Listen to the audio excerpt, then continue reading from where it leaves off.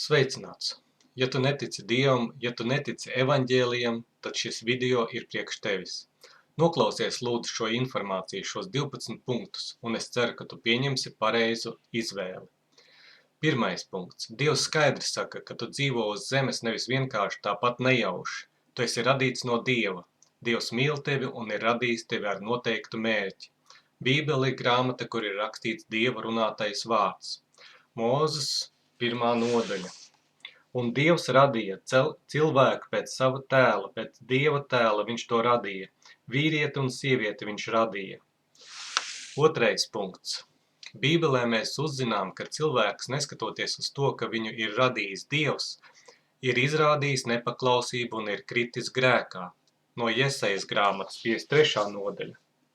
Mēs visi maldījāmies kā avis, ik viens raudzījās tikai uz savu ceļu, bet tas kungs uzkrāva visus mūsu grēkus viņam. Trešais punkts. Grēks ir tajā, ka cilvēks ir pārkāpis Dieva likumus un noteikumus, un ir noticis tas, par ko ir brīdinājis Dievs, ka grēka sekas ir nāve. Cilvēka miesa palika mirstīga, taču pirms tam viņš nomira garīgi. Romiešiem vēstule 5. nodaļa. Tātad kā viena cilvēka vainas dēļ pasaulē ienācis grēks un ar grēku nāve, tā visu cilvēku dzīvē ienākusi nāve, jo visi viņi ir grēkojuši. 4. punkts. Cilvēks aizgāja no Dieva gaismas un nokļuva garīgā tumsā. Šī tumsa piepildīja cilvēka iekšieni un viņš nomira garīgi. Ārēji viss izskatījās kā bija, bet iekšienē, kur pirms tam bija Dieva svētums un žēlastība, valda nāve. Vēstule Romiešiem 3. nodaļa. Jo visi ir grēkojuši un visiem trūks dievišķās godības. 5. punkts. Grēkā krišana kļuva par visu cilvēces problēmu pirmsākumu, kā piemēram dzeršana, slamu, narkomānijas, baiļu, melu, zakšanas, divkosības, zemiskuma, izmisuma, pasivitātes, vājuma, neticības un visu pārējo. To pirmsākums ir tas, ka tu esi miris iekšēji. Tev nepieciešama atzimšana. No Jāņa evaņģēlija 3. nodaļas. Nikodēms saka viņam, kā cilvēks var piedzimt vecs būdams, vai tad viņš var atgriezties savas mātes miesās un atkal piedzimt? Jēzus atbildēja, patiesi, patiesi es tev saku, ja kāds neatzimst ūdenī un garā, netiktam Dieva valstībā. Kas no miesas dzimis ir miesa, un kas no gara dzimis ir gars. 6. punkts. Jēzus ir atnācis uz zemes, lai novāktu visus šķēršļus, kas ir starp tevi un Dievu, lai tu saņemtu atzimšanu, atjaunotu garīgu mieru un sadraudzību ar Dievu. 1. korintiešiem 1. nodaļa. Dievs ir uzticīgs, kas jūs aicinājis sava dēla Jēzus Kristus mūsu kunga sadraudzībā. 7. punkts. Dievs tik ļoti mīlēja cilvēku, ka nepažēloja par mums atdot savu vienpiedzimušo dēlu. Jāņa evaņģēlijas 3. nodaļa. Jo tik ļoti Dievs pasauli mīlējis, ka viņš devis savu vienpiedzimušo dēlu, lai neviens, kas viņam tic, nepazustu, bet dabūtu mūžīgo dzīvību. 8. punkts. Kristus ir nopircis priekš tevis mūžīgo dzīvi ar savu dzīvību, bet ne tikai to. Viņš savā ķermenī ir savācis visus kā vienu cilvēka grēkus, kļūdas, nabadzību, vientulību, izmisumu, slimības un pakļāvību dēmonu varai, un kad Jēzus nomira uz krusta, tas viss nomira līdz ar viņu. Viņa augšām celšanās no miroņiem kļuva par uzvaru pār nāvi un grēku, ar visām to sekām. 1. Pētera vēstule, 2. nodaļa. Viņš uznesa mūsu grēkus savā miesā pie staba, lai mēs grēkiem miruši dzīvotu taisnībai, ar viņa brūcēm jūs esat dziedināti. 9. punkts. Tev nepieciešams atzīt, ka nāve uz Golgātas kalna un Jēzus Kristus augšām celšanās no miroņiem bija tas, ko izdarīja Dievs, lai glābtu tevi. Tieši tajā brīdī svētais gars ieiet tevī, un tu piedzimsti no augšienes. Jāņa evaņģēlijs 1. nodaļa. Bet cik viņu uzņēma, tiem viņš deva varu kļūt par Dieva bērniem, tiem, kas tic viņa vārdam. 10. punkts.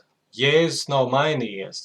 Viņš ir dzīvs un grib, lai tu viņu ieraudzītu kā reālu glābēju, kas ir spējīgs pacelt un svētīt tevi, palīdzēt tev visās situācijās un dāvāt tev jaunu dzīvi.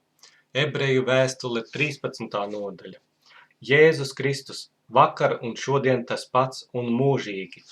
11. punkts. Atļauj Dievam svētīt tevi. Tu uzzinās, ka Dievs mīl tevi un ka viņam ir plāns tavai dzīvei, ja tu pieņemsi Jēzu Kristu par savu kungu caur šo lūgšanu, izsakot šos vārdus no visas sirds.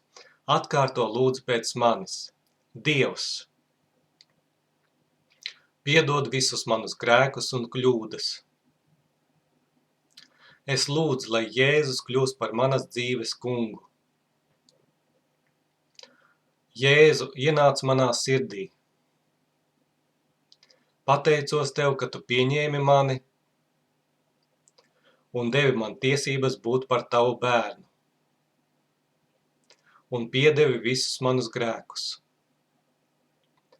Jēzus Kristus vārdā. Amen.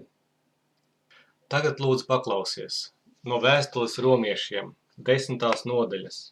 Jo ja tu ar savu muti apliecināsi Jēzu par kungu un savā sirdī ticēsi, ka Dievs viņu uzmodinājis no miroņiem, tu tiksi izglābts, jo ar sirds ticību panākama taisnība un ar mutes liecība pestīšana, jo raksti saka, neviens, kas uz viņu paļaujas, nepaliks kaunā. Šai ziņā nav starpības starp jūdu un grieķi, jo pār visiem ir tas pats kungs, kas parāda savu bagātību visiem, kas viņu piesauc. Jo ik viens, kas piesauc tā kunga vārdu, tiks izglābts. Un no atklāsmes grāmatas, 3. nodaļas. Redzies, stāvu durvju priekšā un klaudzinu. Ja kas dzird manu balsi un durvis atdara, es ieiešu pie viņa un turēšu ar viņu mielastu, un viņš ar mani. 12. punkts.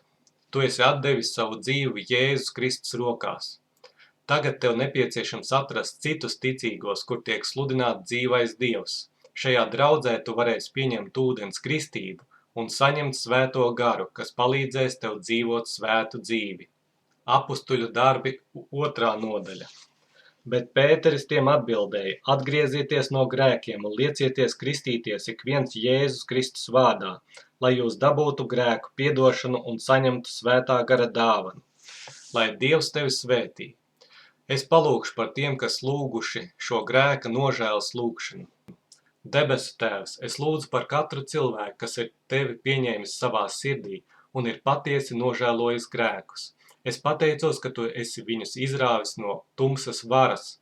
Es pateicos, ka viņi ir ielaiduši Jēzu savā sirdī. Es pateicos, ka tu viņiem esi piedevis saskaņā ar tavu vārdu. Es pateicos, ka tu katru no viņiem sauc par Dieva bērnu. Es sargā viņus no maldu mācībām un no farizeju rauga. Palīdzi viņiem atrast draudzi, kur pulcēties tavā vārdā. Palīdzi saņemt svēto garu. Jēzus vārdā. Amen.